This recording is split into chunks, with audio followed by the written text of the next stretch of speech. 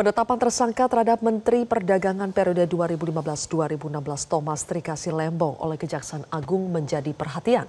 Pelanggaran atau unsur perbuatan melawan hukum dipertanyakan. MOU, Kasat, dan Mendak di kala itu memperkuat sahnya izin impor gula oleh Tom Lembong.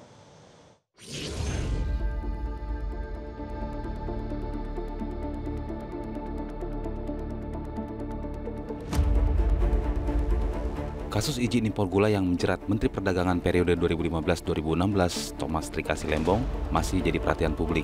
Bagaimana tidak, pelanggaran atau unsur perbuatan yang melawan hukum dalam kasus tersebut dipertanyakan. Wakil Ketua Komisi 3 DPR RI Sari Yuliati dalam rapat kerja dengan Jaksa Agung pada 13 November lalu menegaskan tidak ada pelanggaran hukum yang dapat dibuktikan dalam penerbitan izin impor gula oleh Tom Lembong. Sari Yuliati juga memberikan gambaran mengenai alasan pemerintah menerbitkan izin impor gula.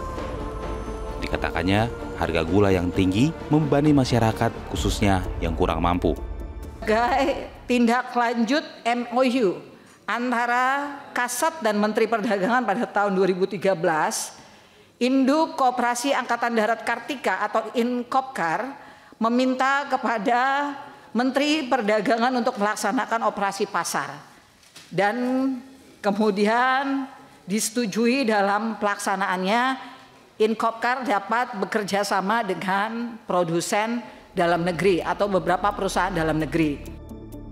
Dengan alasan tersebut, Sari berpendapat bahwa penerbitan izin impor oleh Mendak saat itu sah dan sesuai peraturan yang berlaku.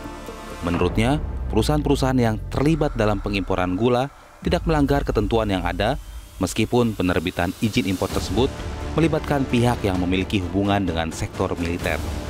Dirjen dalam hal ini diterbitkan oleh Menteri sebagai wujud pelaksanaan pasal 23 tadi. Nah, di sini menimbulkan pertanyaan buat saya. Penerbitan izin impor tersebut melanggar ketentuan atau peraturan yang berlaku atau tidak? Kalau melanggar, di mana letak pelanggarannya? Karena menurut pasal 23 tadi, itu membolehkan Pak Menteri untuk melakukan hal itu. Jaksa Agung Burhanuddin menegaskan, penetapan tersangka Tom Lembong tidak didasari oleh kepentingan politik. Ia menekankan bahwa proses hukum yang dilakukan Kejagung mengikuti prosedur yang ketat dan cermat. Kasus Tom Lembong sama sekali kami tidak pernah ada masuk soal politik. Kami hanya yuridis dan itu yang kami punya. Soal nanti apa yang menjadi hal-hal yang bergulir di media, nanti akan saya minta Jampisus untuk menyampaikannya. Karena untuk menetapkan seseorang menjadi tersangka itu tidak mudah. Kami melalui proses tahapan-tahapan yang sangat rigid dan tidak mungkin kami menentukan seseorang menjadi tersangka. Ini akan melanggar HAM. Kami pasti hati-hati. Namun jawaban Jaksa Agung dinilai belum memuaskan anggota DPR RI. Pertanyaan soal aliran dana dan dua alat bukti permulaan terkait kebijakan impor gula tidak dijawab lugas.